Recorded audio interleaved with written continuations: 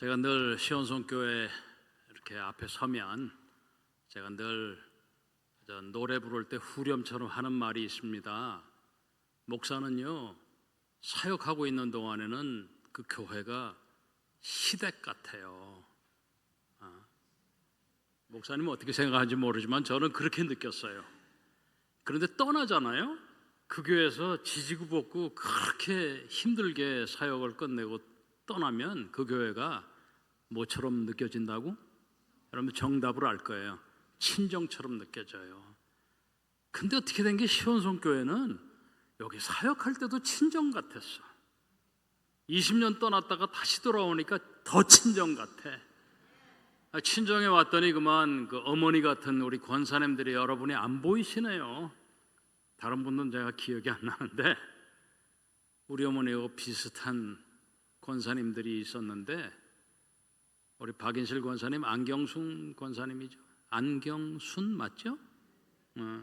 장로님도 우리 어머니보다는 조금 젊으신데 양창훈 장로님 안 뵈시잖아요. 또 돌아가시는 바람에 그만 또 우리 현 권사님도 지금 교회 못 나오시는 것 같아요. 참 그리운 분들입니다.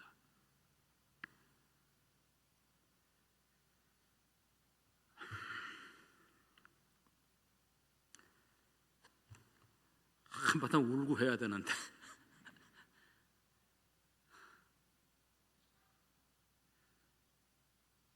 기도는요, 모든 종교가 다 해요. 기도는 상식적으로 할 수 있는 것 같습니다. 불교도들도 기도하죠. 백일기도, 이슬람교도들도 아마 그 라마단 시기에는 매일 하죠. 매일. 자기네들의 그쪽을 바라보고, 그게 동쪽인 거로 제가 알고 있는데 그쪽을 바라보고 매일 엎드려서 기도하죠. 그런데 기도는 상식으로 해서도 되기는 하지만, 그래서 사실은 잘못 기도할 때가 많은 것 같습니다. 특별한 가르침이 없어도 할 수 있는 게 기도라고 생각하기 때문에 우리 기독교인들이 기도를 잘못하고 있어요. 제가 오늘 이 자리에 우리가 하는 기도를 잘못되었다고 비판하려고 올라온 건 아니고, 거기에 덧붙여서 좀 바른 기도를 해보자, 그런 마음으로 오늘 올라왔습니다. 아마 주님 제자들과 함께 이 마태복음 6장에 보면 너희들이 기도할 때 이렇게 하라, 중언부언하지 말고 골방에 들어가서 기도하라, 그리고 많이 해야 그 기도를 들어주시는 줄 아는데 그렇지 않다. 그리고 그들을 본받지 말라. 그건 주로 이제 그 당시 종교인들이에요. 바리새인이나 사두개인들이나 이런 사람들, 서기관들이나. 구하기 전에 너희에게 있을 것을 주님께서 아신다 그랬습니다. 얼마나 놀라운 말씀입니까? 그러면서 주님이 모범적인 기도를 가르쳐 주셨어요. 그러므로 너희는 이렇게 기도하라. 그러면서 우리가 읽은 본문 말씀이, 우리가 보통 뭐라고 그러죠? 그 말씀을 주기도문이라고 그러잖아요. 주기도문. 풀어서 하면 주님께서 가르쳐 주신 기도라는 거예요. 그러면 도대체 주님이 가르쳐 주신 이 주기도문과 우리가 늘상 하는 기도와 무슨 차이가 있겠는가? 차이가 좀 있겠죠? 없다고 생각하십니까? 좀 있어요. 있어서 제가 이 자리에 그 말씀을 하러 올라왔어요. 주님이 가르친 첫 번째 이 기도의 내용은, 첫 번째로 무엇보다도 하나님을 향한 존경과 거룩한 찬양을 담아내고 있습니다. 우리의 뜻이 하늘에서 이루어지고 우리의 기도가 하나님을 감동하여 우리의 소원이 이루어지게 해달라고 기도하라 가르치지 않고, 철저하게 하나님의 뜻이 하늘에서 이룬 것처럼 땅에서도 이루어지게 해달라고 기도합니다. 왜냐하면 우리의 지은 목적이, 하나님이 우리를 지으신 목적이 뭐예요? 하나님의 이름을 찬양하게 하기 위해서. 이사야 말씀 그렇게 하잖아요. 두 번째는요, 우리의 양식, 먹을 것, 죄에 대한 용서, 시험과 악으로부터의 구원을 간구하라고 말씀해 주셨어요. 그리고 하나님의 나라와 권세와 영광이 아버지께 영원히 있습니다 하고 고백하는 찬양과 영광 돌림으로 마무리를 짓습니다. 주는 왜 그 말씀으로 우리를 가르치셨을까요? 우리에게 기도에 문제가 있다는 것을 알려주시기 위한 것일까요? 그럼 우리의 기도가 뭐가 문제일까요? 첫 번째로 우리의 기도는요, 자기 중심성이에요. 한번 따라 하시죠. 자기 중심성. 너무 좀 이렇게 유식한 전문어 같아서 그런데 자기 마음대로 하는 거예요. 자기가 중심이 되는 거예요. 몇 살 때까지 우리가 자기 중심성으로 세상을 바라보는지 아세요? 돌 될 때까지예요. 돌 되면서 이 아이들이 뭔가 세상이 자기 뜻과 자기 마음과 자기의 소원대로 움직여지지 않는다는 걸 깨닫기 시작해요. 돌잡이 하잖아요. 돌잡이. 그건 아마 부모님들이, 우리의 선조들이 돌잔치 때 돌잡이를 통해서 그 부모들의 염원을 어떻게 보면 좀 점쟁이가 점치듯이 하고 뭐 제비뽑기 하듯이 하지만 그걸 통해서 해석하는 거예요. 돈도 있고 마이크도 있고 청진기도 있고 성경책도 있고 막 이래. 근데 말이죠, 너무 웃기는 게 예수를 잘 믿는 사람들도 아이가 성경책은 안 잡았으면 해. 왜요? 목사의 길을 가게 될까 봐 겁나는 거지요. 근데 제일 좋아하는 게 뭔 줄 아십니까? 돈 잡으면 그렇게 좋아해. 요즘은 마이크를 잡으니까 그렇게 좋아합니다. 요즘 대헌 아시죠? K-pop 데몬 헌터스라는 그 엄청나게 K-팝이 유행했는데 아마 그런 연예인이 될까 봐 그러는 것 같아요. 어쨌든 우리는 얼마나 많은 순간을 기도하지 않고도 기도했다고 생각하고 살아가는지도 모르겠고요. 우리는 얼마나 많은 기도를 믿음 없이 드리고 있는지 모르겠습니다. 우리는 얼마나 많은 시간에 기도할 때마다 자기 자랑을 늘어놓지 않습니까? 언제 그런 게 나타난지 아세요? 저는 여기 와서 지금 6개월 됐는데 주일 공중예배 때 기도하시는 분들이 항상 그렇게 다 기록을 해가지고 들어오시기 때문에 그런 기도를 하시는 분들이 없어요. 근데 제가 예전에 섬기던 어떤 교회에서는요, 장로님들이나 안수 집사님들이 나와가지고 자기의 지식 자랑하는 거예요. 창세기부터 요한계시록까지 쫙 훑어요. 그래서 얼마나 목사는 15분 설교를 하는데 공중기도를 10분, 20분을 해요. 그 옳은 일 아니죠. 목사님 설교가 20분 하면 한 25% 내지 30% 정도 하면 딱 좋겠어요. 그래야 되는데 자기 지식과 자기 식견과 교인들에 대한 정보를 자랑하느라고 해서는 안 되는까지 기도에다 놓고 기도하느라고 10분, 15분씩 기도를 하는 거예요. 제가 어떤 사람입니까? 좀 그런 거 아닌 거는 절대로 용납을 안 해가지고 그분을 불러다가 아주 권면을 했어요. 그렇게 하시면 안 됩니다. 요즘 세상이 개인정보 누설해도 안 되고요, 지식 자랑하는 게 아닙니다. 간구하시고 주기도문의 틀을 가지고 잘 해보세요 하고 얘기를 했다가 제가 혼이 났습니다. 그분하고 거의 싸울 뻔했어요. 멱살잡이 할 뻔했어요. 당신이 뭔데 말이야, 일개 협동 목사밖에 안 되는 사람이 그런 식으로 간섭하느냐. 근데 우리는 기도를 그렇게 하고 있어요. 자기 중심성.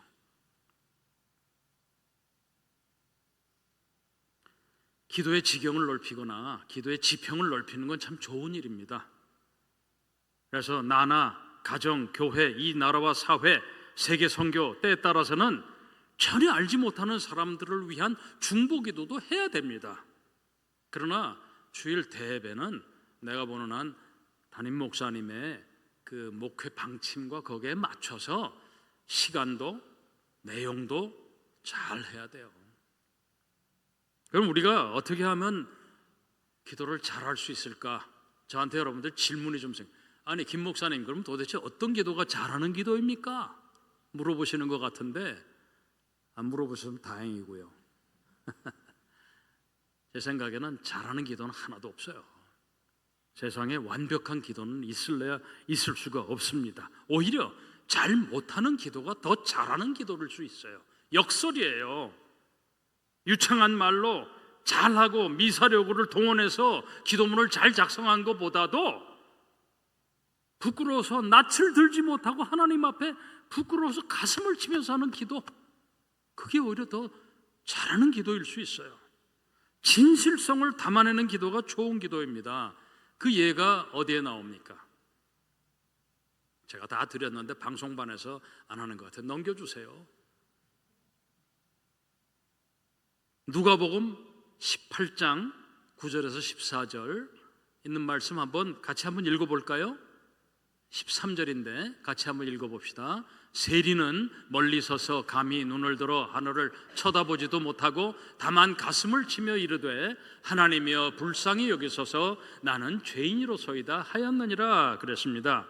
바리새인과 세리가 회당에 나와서 기도하는 모습을 통하여 예수님 말씀하시는데, 바리새인은 서서 따로 기도하며 자신의 종교적인 성취와 행동을 자랑합니다. 금식도 하고 종교적인 품격을 갖고 살아간다 하면서 기도하였고, 아마 회당 중심에 서서 손을 들고 멋진 옷을 입고 자랑 삼아 기도했을 거예요. 그런데 저 뒤에 보니까 기둥이 2개가 있는데, 저 세리는 저쪽 오른쪽인지 뒤쪽 기둥에 서서 앞에 감히 얼굴도 들지 못하고 이러고 숨어가지고 가슴을 치면서 제가 죄인입니다 이렇게 고백하면서 기도하는 2가지 극단의 모습을 예수님께서 말씀하셨어요. 그런데 누가 의롭다 하심을 받고 하나님의 기도의 응답을 받고 내려갔다고요? 바리새인이에요? 세리예요. 세리였잖아요. 부끄러워서 가슴을 치며 얼굴도 들지 못하고 자랑할 거라고는 죄인인 거, 자랑도 아니죠. 하나님의 징벌이 무서워서 두려워서 그랬던 거예요. 그러니까 기도는, 주님이 가르친 기도는 더 말할 것도 없고요, 기도는 우리가 흔히 생각하는 것과는 차원이 달라요. 차원이 다른 거를 또 다른 노르웨이의 목사님이신데요, 제가 신학교 다니던 한 40여 년 전에 참 즐겁게 읽었던 유행하던 책인데, 오 할레스비, 오씨의 오씨, 여기 오씨 성 가지신 분 기뻐하십시오. 노르웨이의 훌륭한 오 할레스비라는 목사님이 계셨어요. 그분이 기도라는 책을 쓰셨어요. 아주 작은 책이에요. 그런데 감명이 깊어요.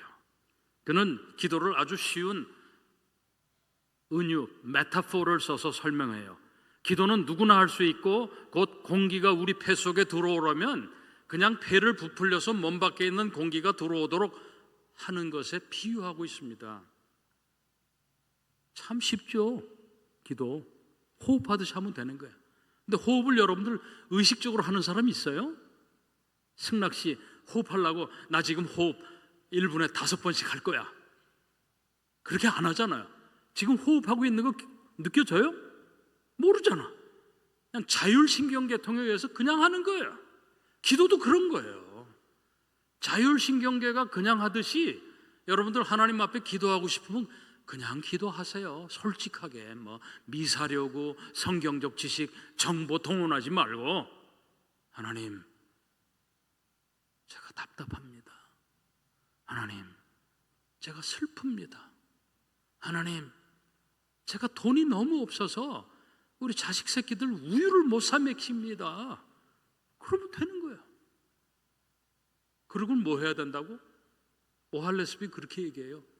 믿으면 된다는 거야. 믿으면 숨 쉬듯이 하고 그걸 믿으라는 거야. 그러면서 본문을 우리한테 소개를 하는데 요한계시록 3장 20절이에요. 제가 읽겠습니다. 볼지어다 내가 문 밖에 서서 두드리노니 누구든지 내 음성을 듣고 문을 열면 내가 그에게로 들어가 그로 더불어 먹고 그는 나로 더불어 먹으리라. 놀라운 말씀에 할렐루야. 우리가 문을 열면 주님이 우리 안에 들어와서 나와 함께 먹고 마시겠다는 거예요. 얼마나 놀라운 말씀입니까? 문제는 우리가 주님을 초청해야 돼요. 주님이 내 마음에 오시도록. 배를 크게 이럴 필요도 없어. 그냥 콧구멍을 열고 코가 막혔으면 입을 열고 호흡을 하면 되는 거야. 주님을 초청하면 돼. 참 쉬운 일이에요. 너무 쉬워서 사람들이 안 해. 답답해요.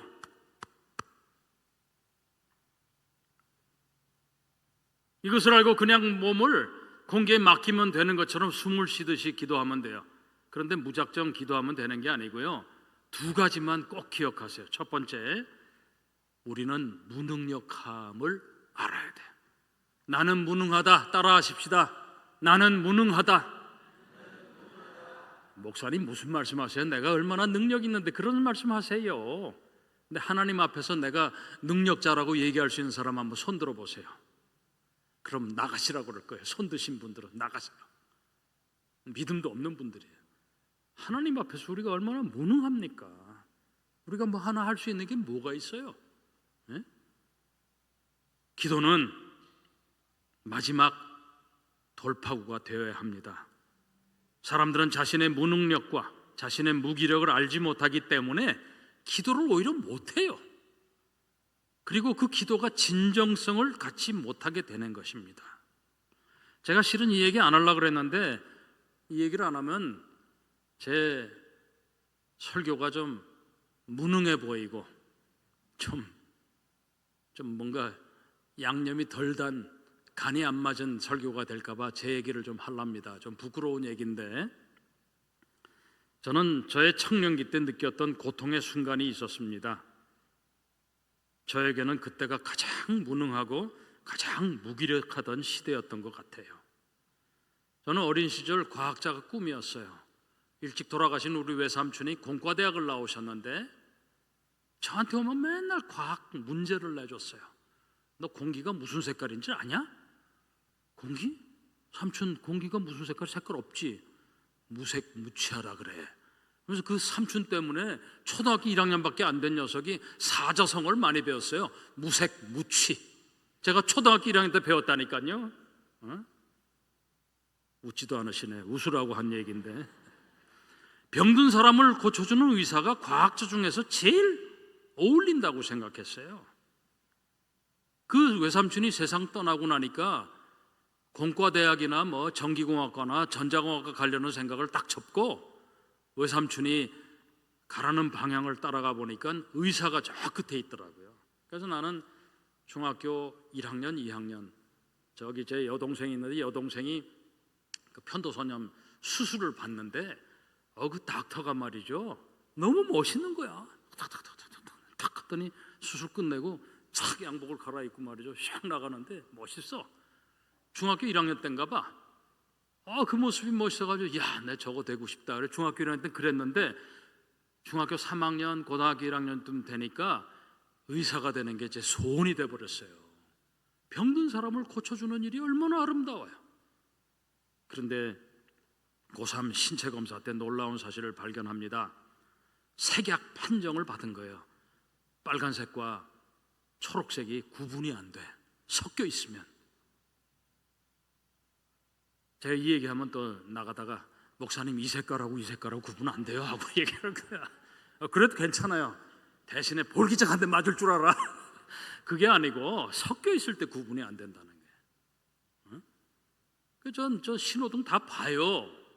혹시 저 목사님 신호등도 구분 못하는 거 아니야? 뭐. 나의 앞길이 꽉 막힌 게 돼버렸어요. 그게 정록 색약이 의대나 공대나 하여튼 이과 계통에 갈 수 있는 학과라고는요 내가 지금도 외우고 있어. 서울대는요 산업공학과 하나야. 공과대학에. 연세대는요 화학공학과 하나야. 고대는요 수학과 수학교육과 이런 데밖에 못 가. 얼마나 좌절이 됐는지 인생 다 끝났다고 생각하고 막 지나가다가 돌뿌리도 차요. 옛날에는 그 돌뿌리 그냥 재미삼아 찼는데 화가 나니까 차. 발이 아파도 피가 나도 돌뿌리 찬 거를 잊어버리고 가요. 은근히 그게 자해적 요소가 있었던 거예요. 내 몸을 상하게 함으로 내 분풀이 하는 거야. 내 몸을 어디다 갖다 던져버렸으면 좋겠어. 고등학교 3학년 때 그랬어요. 비를 맞고 2시간을 쫄딱 맞고 오는 거야. 그래도 감기도 안 들어. 어떻게 된 게. 감기가 들어가지고 콜록콜록 하다가 그 폐렴으로 병들어가지고 죽었으면 좋겠더라고. 소극적 자살이죠.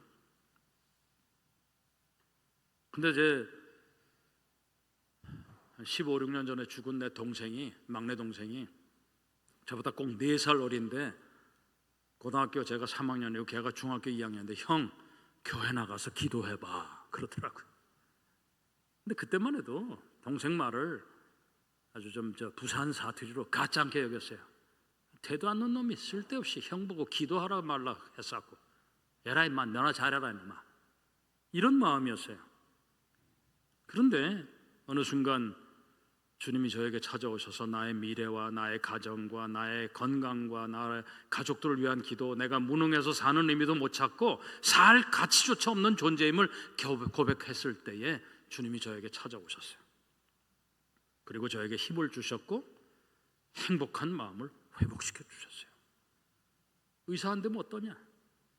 그리고 겨우겨우 들어간 학교가 이제 영문학과인데, 유학 가서 네가 하고 싶은 일 찾자. 그래서 유학을 가기 위해서 영문학을 지원한 거야. 그런데 중간에 예수님을 만난 거야. 그리고는 이것저것 부전공 찾다가 신학교를 갔어요. 저는 오늘도 영어부에서 영어로 설교하면서 제가 그런 얘기했어요. 주님을 만나니까 그전에는 I was nobody. Nobody cares about me.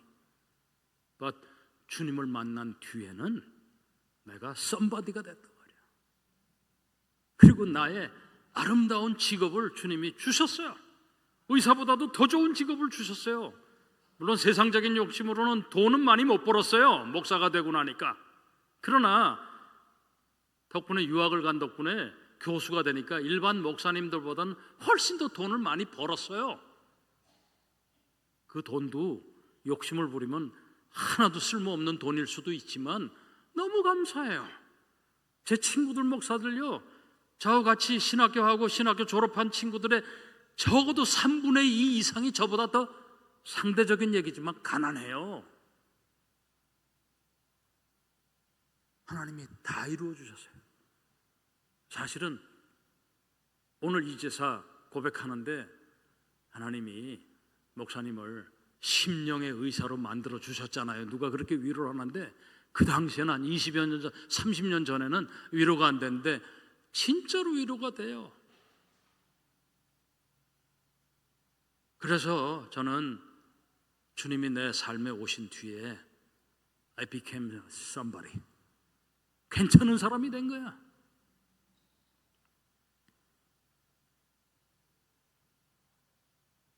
나는 할 수 없습니다. 나는 아무것도 아닙니다. 매일매일 우리의 연약함과 무능을 느끼는 대로 매일매일 하나님의 앞에서 말씀드리면서 기도하는 거예요.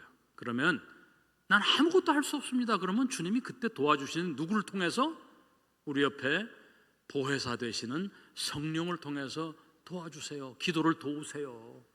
그래서 저는 갑자기 김진영 목사 기도하겠습니다. 준비도 안 하고 있는데, 그러면 제가 한 10초에서 20초 동안 기도 잠깐 해요. 묵상으로.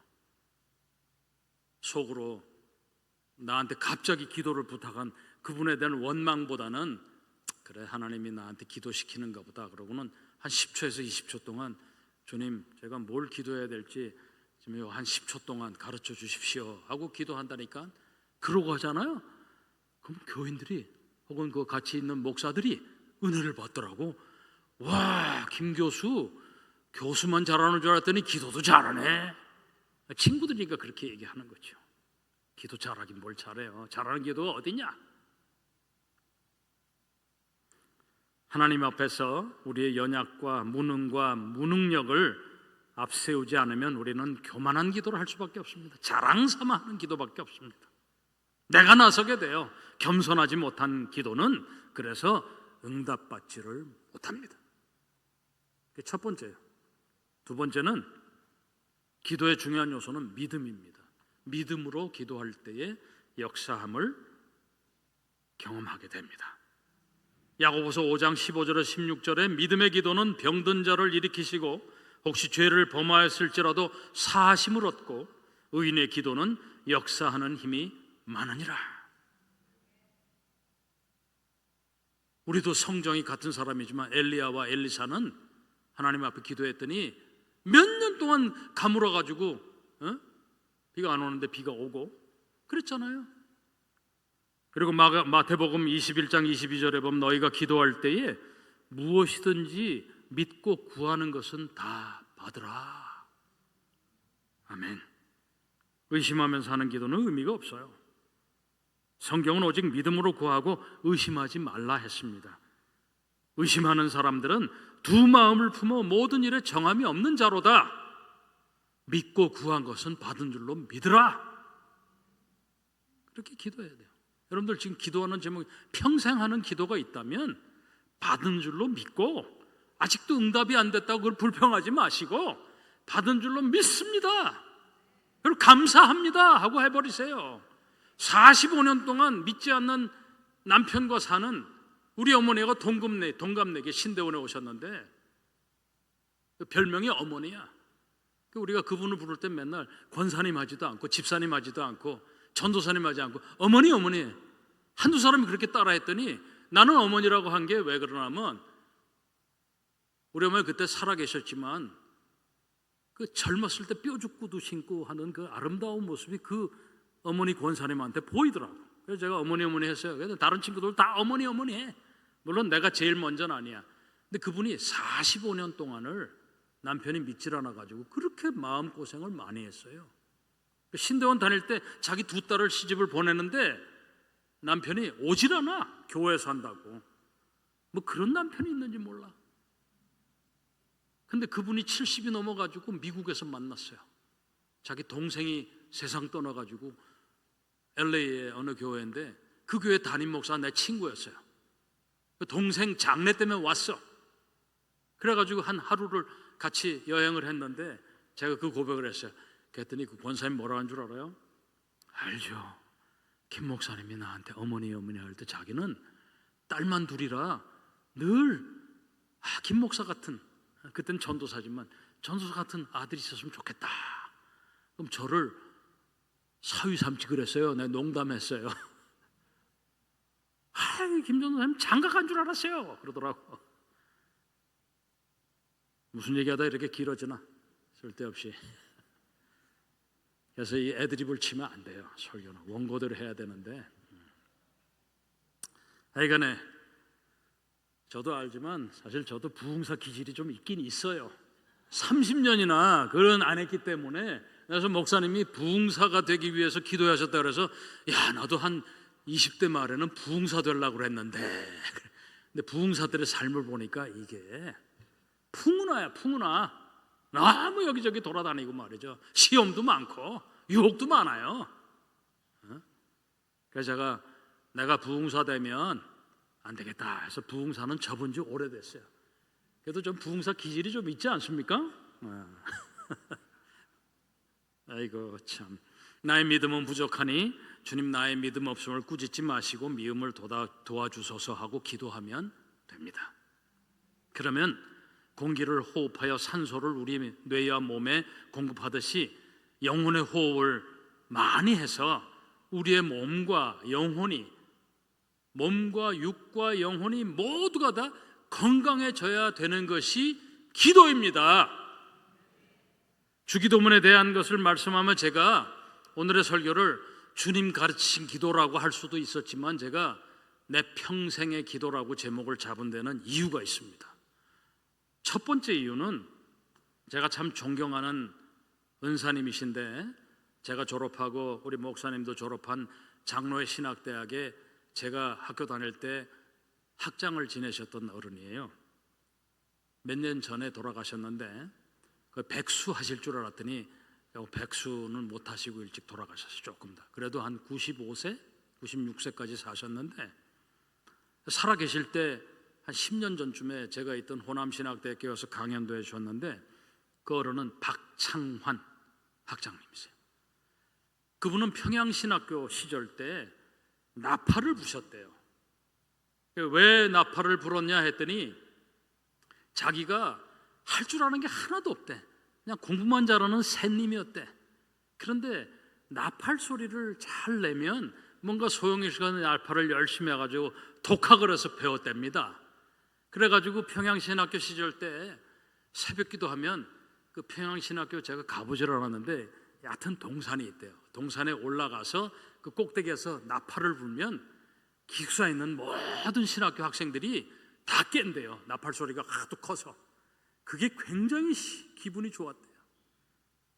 근데 그 올라가는데 어떻게 기도를 하냐, 제가 프린스턴에서 만났는데 질문을 했거든요. 학장님은 평생의 기도가 뭐였습니까? 그때 그 얘기를 하는 거예요. 자기가 평양신학교에서 할 때 전도사로 신학생 때 깨우기 위해서 새벽 기도를 해서 이렇게 빰빠라밤빠라밤, 그거 아니죠. 그건 아니고 하여튼 뭐 기상나팔을 불러 올라가시면서 꽤 되는데 숨이 헉헉 차도 딱 한 가지 기도를 했다는 거예요. 주의 뜻이 이루어지이다. 주의 뜻이 이루어지이다. 주의 뜻이 이루어지다. 주의 뜻이 이루어지다. 주의 뜻이 이루어지다. 이렇게 올라가서 숨이 가빠지면 어느새 정상에 도착한대. 그게 평생의 기도가 됐대요. 참 싱겁다 속으로 그렇게 생각했어요. 근데 두고두고 그게 제 마음에 남았어요. 참 좋은 기도다.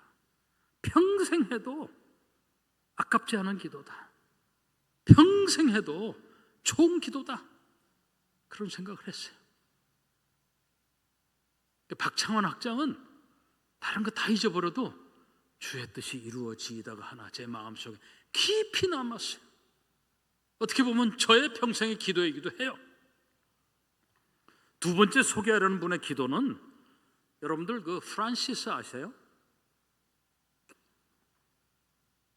제법 근사한 이름이지만 프란체스코, 평화의 기도로 알려져 있죠. 이탈리아의 성자예요. 이탈리아 나라를 수호 성자라고 할 만큼 곳곳에, 대한민국의 곳곳에 가면 이순신 장군 동상이 있듯이 초등학교나 고등학교나 곳곳에 가면 있듯이 이탈리아는 곳곳에 가면 누가 있어요? 아시시의 프란체스코가 있어요.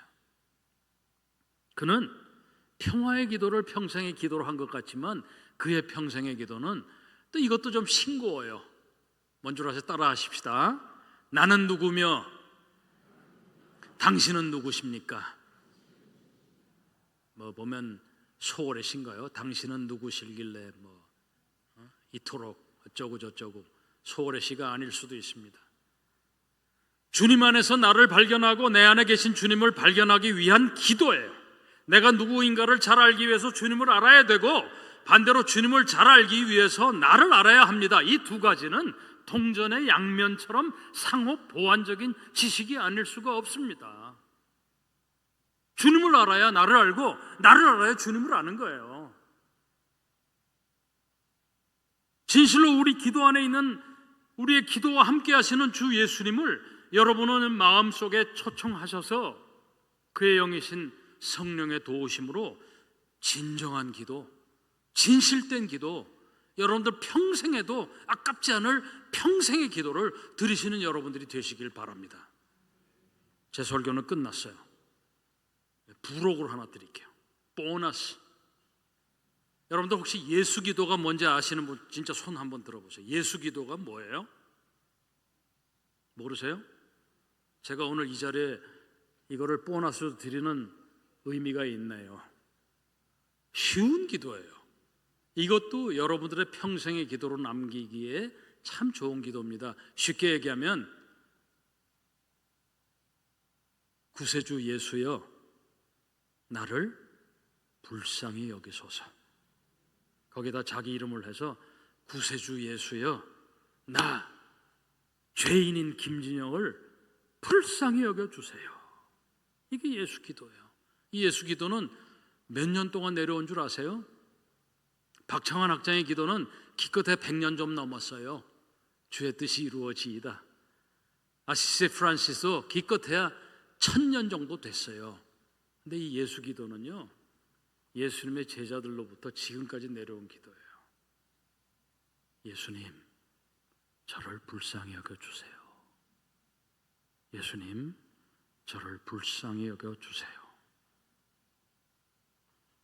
그래서 주님과 함께 참다운 기도, 여러분들 각자의 평생의 기도를 드리시며 모든 신앙생활과 여러분들 직장생활과 여러분들 가정생활 모든 곳에 승리하시는 여러분들 되시기를 바랍니다. 우리 찬양팀 한번 나와주세요. 제가 참 좋아하는 곡인데 한번 기회를 못 잡아가지고 제가 한번 특송을 하려다가 오늘 특송은 아니고 여러분들하고 같이 부르렵니다. 오늘 집을 나서기 전 기도했나요? 대부분 다 아시죠? 네, 우리 함께 기도하는 마음으로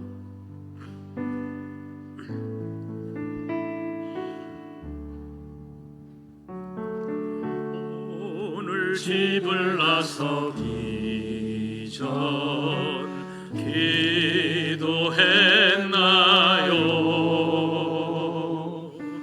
오늘 받은 종 위에 기도했나요?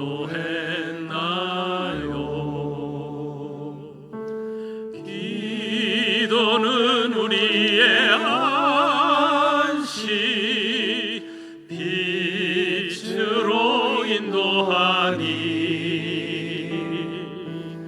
앞이 캄캄할 때 기도 잊지 마세요. 마음에 분이 가득 찰 때 기도했나요?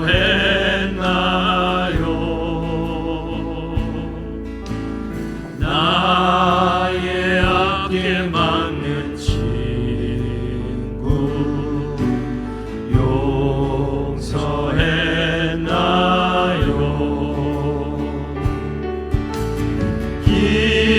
기도는 우리의 안식 빛으로 인도하리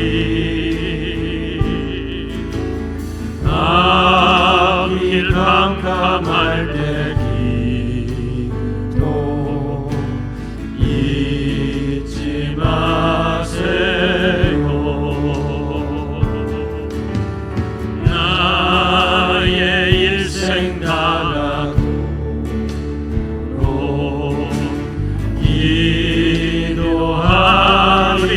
기도하리라. 주께 맡긴 나의 생애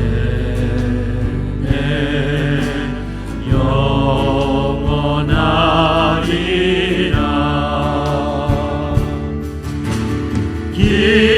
기도는 우리의 안식 빛으로 인도하리 앞이 캄캄할 때 기도 잊지 마세요.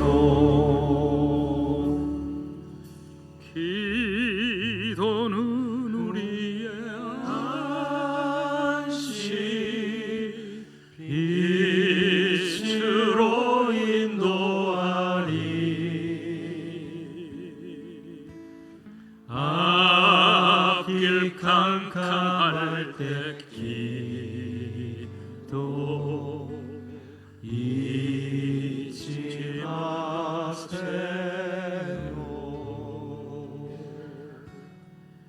주의 뜻이 이루어지이다. 나는 누구이며 하나님 당신은 누구십니까? 구주 예수님이시여 죄인된 나 이 김진영을 불쌍히 여겨 주옵소서. 어려울 때마다 이 기도하면서 승리하시기 바랍니다. 우리 함께 주님 한번 부르시고 기도하겠습니다. 통성으로 함께 기도하겠습니다. 주여 주님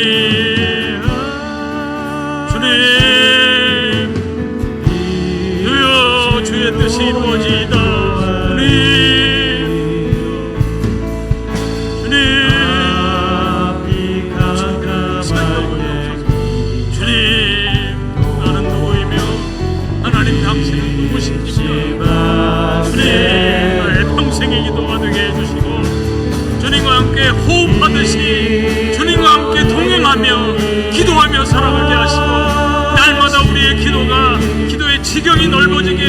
주옵소서. 나로부터 나의 가정, 우리 교회와 교회 공동체와 대한민국과 이 전 세계에 예수를 믿지 않는 불신자들을 위한 기도가 우리의 기도의 지평이 되게 해주셔서 넓어지게 하시며 날마다 기도로 호흡하며 살아가는 저희들의 삶이 되게 주시옵소서. 주여 우리들을 불쌍히 여겨 주옵소서. 이 교회를 지켜나가는 우리 모두에게 하나님의 능력과 하나님의 은혜와 평강이 늘 넘치게 주시옵소서. 병든 자들을 위하여 기도하는 우리들의 기도가 주님 앞에서 온전히 이루어지게 하여 주시옵소서. 153 기도의 운동이 우리 시온성교회에 장착되게 하시고 정착됨으로 인하여 모든 사람들이 하루에 3번 5분씩 3번 간절히 기도하는 기도의 운동이 널리 퍼지게 해 주시옵소서.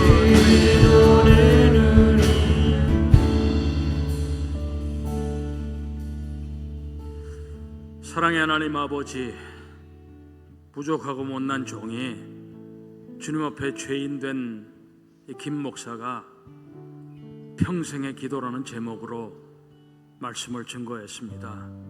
부디 이 예배에 참여한 모든 주님의 사랑하는 아들과 딸들이 평생의 기도로 평생 기도하며 호흡이 멈출 때까지 호흡하듯이 기도하며 살아가는 우리 모두가 되게 주시옵소서. 주의 뜻이 우리의 삶을 통해 이루어지게 하시고 날마다 나는 누구이며 하나님 당신은 누구십니까? 질문하며 기도하는 저희들이 되게 해주시고 부족하고 무능하고 못나고 잘못투성이인 허물이 많은 우리들이 부끄러움을 느낄 때마다 주님, 이 죄인 불쌍히 여겨 주옵소서. 기도하는 저희들의 삶이 되게 해 주시옵소서.